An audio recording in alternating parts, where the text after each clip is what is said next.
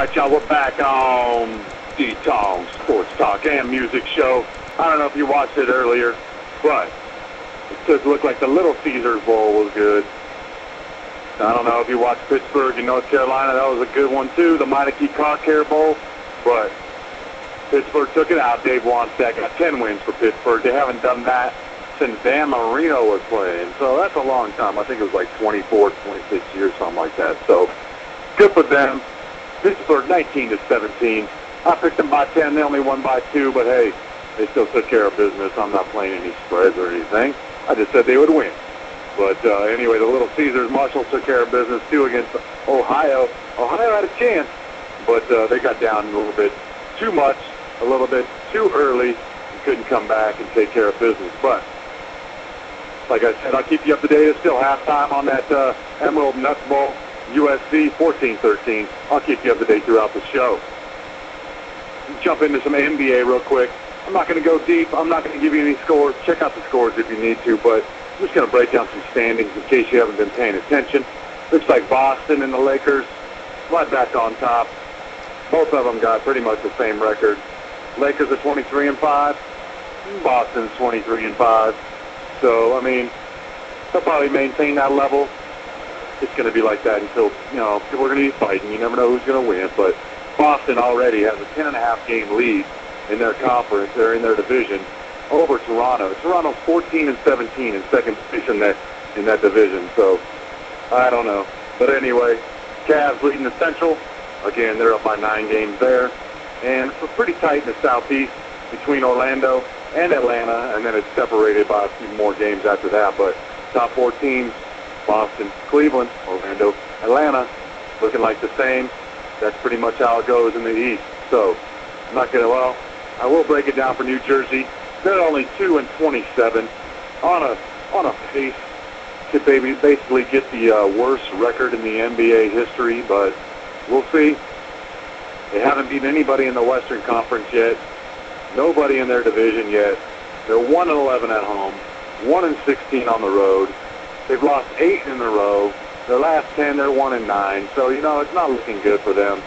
I don't know how, but maybe they can make a move. Right now, y'all, going back to the Western Conference, Tracy McGrady having a little issue.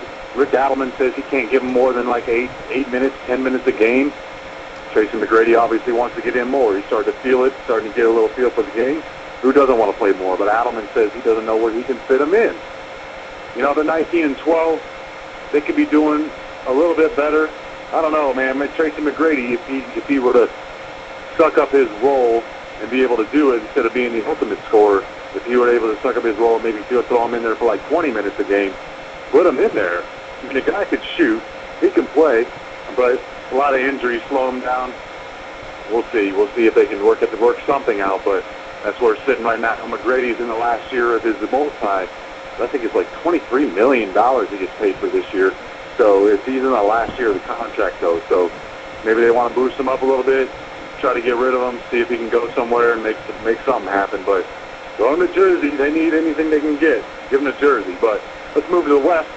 Denver, barely leading by 1 game in the Northwest, 20-10. But, they'll just keep doing that.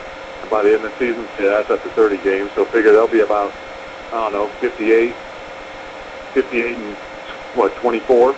That'll put them right in the playoffs. Maybe hopefully lead division. Portland's playing well, though. They're right behind them. Lakers, like I said, 23-5, winning by 5 games over Phoenix. Phoenix started off real hot, and then they dropped down a little bit. But, they'll get into the playoffs. It's just, I don't know if they quite have it going on defense. But we'll see how that, obviously that'll pan out.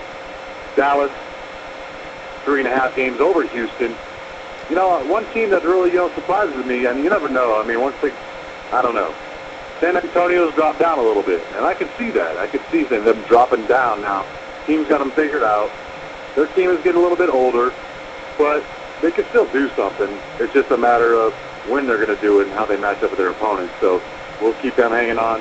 New Orleans, trying to get back to 500. They're 13-14, but that'll round out the Western Conference. Let me jump into some college hoops real quick, y'all. Just break down probably the top 10. Kansas, obviously, number 1. Texas, obviously, number 2. They'll play each other later in the season. But I don't see anybody else on Kansas' schedule that's going to do anything besides Texas. They play Texas on February 8th, so that'll be probably, hopefully, both teams will be undefeated by then, but obviously it's a long way away. Anything can happen, injuries, anything like that, but Kansas is just blowing through. The last game was on the 22nd. They took care of business against Cal. Next game against Belmont. You know, I mean, who are they going to be playing? Stanford. Hopefully, Stanford can maybe do something against them, but I don't know. It's just going to be, they're going to be working it. They're going to be going, you know, they're like an NBA team, men amongst boys. So we'll see. But February 8th might be a big game. I don't know if both teams will be undefeated, but it's looking good. North Carolina wraps out the top 10. They're number 10. And the only team past that, I think North Carolina is like 9-3. The only team past that, number 13, New Mexico, 10-0. I mean, I see them losing eventually, but I mean, we'll see. Florida lost today. They're 8th ranked 18. They got an upset. So let's go down it real quick. Kentucky, number 3, looking good, 11-0. They got one first place vote. Purdue, 10-0. Syracuse, 10-0. West Virginia, 8-0. I'm sorry, Syracuse 11-0. Got 2 first place votes. Don't do it yet. Don't do it yet, y'all. A lot of big games coming up. Michigan State's number 9, Villanova 8, Duke 7. Looking pretty tight. A lot of teams to be making moves. Only a couple losses separate all these teams. So, you know, you got Texas Tech down there, number 23, and they're 9-1. You never know. So I think they play Kansas in like a week. Could be a good game. You never know. But anyway, matchup depending. I'm going to round that out, finish that off, do some quick NBA news. We'll keep you up to date. Pause. Anyway, Christmas Day, I don't know if you watched the game. Lakers and the Cavs. Cavs pretty much controlled that entire game, but the refs were horrible in that game. There was 1 or 2 calls, a little iffy. I did see one, though, that I didn't think. I mean, Shaq just stepped up in his zone, put his body up, and Kobe ran into him. I mean, why would you call that a foul? Like, Shaq just put his arms up, stood right there. He had a position as soon as Kobe came up. Kobe, I mean, to me, don't get me wrong, Kobe Bryant's an excellent player, but he is the first to complain about any kind of contact. I mean, he just feels that any small little smack or any small little touch, he ran into the wall. He ran into the wall, got denied, and I mean, you just move on from there. But he just let it get to him. But there was a couple little calls. But then Derek Fisher got stupid, and I don't see that out of Derek Fisher a lot. So I just think it was a lot of frustration.